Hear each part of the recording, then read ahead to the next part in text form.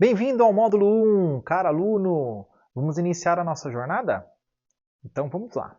Tudo na vida é gerenciamento de risco. Nessa primeira aula nós vamos falar da importância do tema prevenção, lavagem de dinheiro e financiamento do terrorismo. Quando a pessoa tem a intenção de lavar dinheiro, ela quer obter ganhos ilícitos e ocultar a origem da atividade ilegal que foi a que gerou aquele recurso. E qual que é a justificativa de algumas dessas empresas, né, em relação, poxa, por que existe essa deficiência de PLD, de compliance? Né? Porque os processos de PLD poderiam reduzir o lucro da empresa. Veja que isso é uma ideia totalmente equivocada. O que faltou para essas empresas, por exemplo, que nós falamos ali na nossa primeira aula, quando elas tiveram problemas aí junto aos órgãos reguladores? Justamente faltou isso, né? Uma das principais coisas foi realmente fazer um procedimento de prevenção à lavagem de dinheiro correto, iniciando pelo KYC e PIS, para entender direitinho aí cada um desses. Então, a partir do momento que você identifica este cliente e você verifica essas informações, né, a veracidade dessas informações, você vai começar a avaliar o risco desse cliente. Né? E aí, obviamente, isso não só envolve o cliente, mas sim o negócio que ele está querendo fazer com a instituição no qual você trabalha. E após essa etapa de classificação de risco, na verdade, né, colocar o teu cliente em um determinado risco, você vai seguir com o monitoramento contínuo. Isso mesmo, ou seja, a partir do momento que o cliente for aprovado, está classificado, ele deve ser monitorado. Por que ele deve ser monitorado? Porque tem que verificar se em algum momento ele teve algum comportamento atípico, algum comportamento suspeito de alguma atividade que possa ser ilegal. Por exemplo, ele mudar a natureza das operações dele, ele aumentar o valor de uma forma muito brusca, né? Ele mandar para países, por exemplo, remessas financeiras para países que ele não tinha costume de enviar. Então, tudo isso você deve questionar o cliente quando tiver qualquer tipo de alteração no perfil dele, né? Porque pode ser um indício, sim, de lavagem de dinheiro. Bem-vindo, caro aluno! Chegamos à aula 3. Isso mesmo.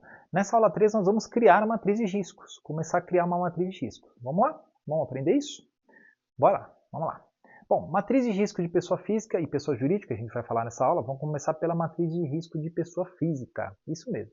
E a gente vai abordar algumas características, né, para poder criar uma matriz de risco. Tá? Aqui são exemplos, mas aí cada instituição pode criar a sua, né, de acordo com a necessidade, mas a gente vai mencionar alguns pontos importantes. Por exemplo, um deles, localização geográfica. Pessoas expostas politicamente, por exemplo, então nós temos aí sem risco aquelas que não são PEP, né, ponto final. Né? Nós temos aí de baixo, médio risco, não temos nada, mas pode-se também colocar alguma classificação, né? E de alto risco ser PEP. Então aquelas realmente que são PEP já são classificadas mídias, né? Mídias, a pessoa tem alguma mídia negativa no mercado, se você colocar no Google lá o nome dela aparece ou não, dizendo que ela está sendo condenada, está sendo investigada, então é importante você classificar aqui também como sem risco, baixo, médio ou alto risco. Né? Então, obviamente, sem risco. Então, o compliance ele determina que as pessoas elas exerçam as suas funções de acordo com uma regra, ponto final. Né? E aí ele vai estabelecer conjuntos de disciplinas a fim de cumprir o que foi estabelecido para o negócio. E o compliance ele vai ter também aí essa obrigação, né, de avaliar os riscos, né, avaliar os eventos que podem causar algum tipo de risco, né, que podem causar impactos negativos para os objetivos da empresa. Esse evento que pode ou não acontecer, você tem que classificá-lo, né? Porque não necessariamente ele vai acontecer, mas ele tem que estar mapeado. Né? Você tem que ter a ciência de que ele existe e o quanto isso pode trazer de impacto negativo para a empresa. Tá?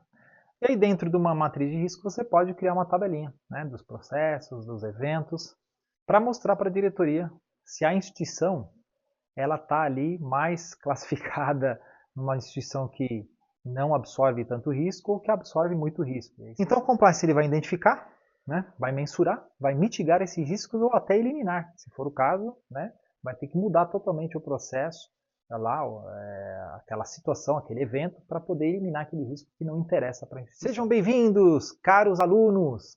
Estamos iniciando a nossa aula 3, nós vamos falar sobre canais de denúncias, importante meio para poder escutar problemas internos de dentro da instituição.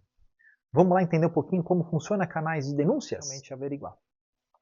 Os mal intencionados sempre encontram formas de burlar as regras, isso aí está óbvio, né? Aquele que é mal intencionado sempre vai dar aquele jeitinho, né, maroto, aquele jeitinho malandro, para poder burlar as regras da empresa, né? Porém, nós temos os bem intencionados, né? As pessoas que são boas, as pessoas bem intencionadas, elas se tornam aliados na detectação de condutas irregulares. Por consequência, nós temos também uma maior fiscalização, né? A fiscalização está cada vez mais intensa. E, além disso, nós também tivemos uma ampliação de procedimentos e condutas. Então, hoje, de forma internacional, âmbito internacional, temos diversas sanções. Tivemos recente, inclusive, a guerra da Rússia contra a Ucrânia, e várias sanções foram impostas contra a Rússia por conta desse episódio. Então, cada vez mais nós teremos esse tipo de atuação dos órgãos internacionais. Esse gerenciamento de riscos não tem uma outra maneira de a gente se prevenir, tá? Então nós temos uma primeira linha de defesa, que é uma gestão operacional, né, identificando, mensurando, avaliando e eliminando aqueles riscos do negócio. Mas de uma forma resumida, né, é necessário cuidar da ética para não anestesiarmos a nossa consciência e começarmos a achar que tudo é normal, né, apenas quando todos olham. O que isso quer dizer? É que às vezes as pessoas elas resolvem ser éticas quando alguém está olhando, porque quando ninguém está olhando, as pessoas acabam fazendo coisas, né, que moralmente, né, fogem um pouco ali de uma ética razoável, de uma ética correta. Quando a gente fala de ética, por exemplo, nós temos que pensar aí três coisinhas, né? Eu quero, eu posso e eu devo, né? Então assim, eu quero, ok, mas eu posso ou devo fazer isso? Sejam bem-vindos, caros alunos! Chegamos na nossa aula número 5, isso mesmo. Aqui vamos falar sobre crimes contra o sistema financeiro nacional, aspectos da Lei 14.286, que é chamada de Novo Marco Legal, e sigilo bancário e tratamento das informações. Okay? E a gente vai conhecer um pouquinho aí de como funciona esse processo, né, de lavagem de dinheiro. Tá? Então ele ocorre por meio de um processo dinâmico, né, que envolve, teoricamente, 3 fases independentes, que com frequência ocorrem simultaneamente, ou, em síntese, dissimular o dinheiro, né, por meio de ações diversas, buscando atribuir aparência lícita a valores ou bens obtidos de forma ilícita. Então essas 3 fases que a gente vai conhecer são as fases que compõem esse processo de lavagem de dinheiro, tá? Transformando o dinheiro ilícito em aparentemente um dinheiro lícito. Tá? E quais são essas 3 fases? Né?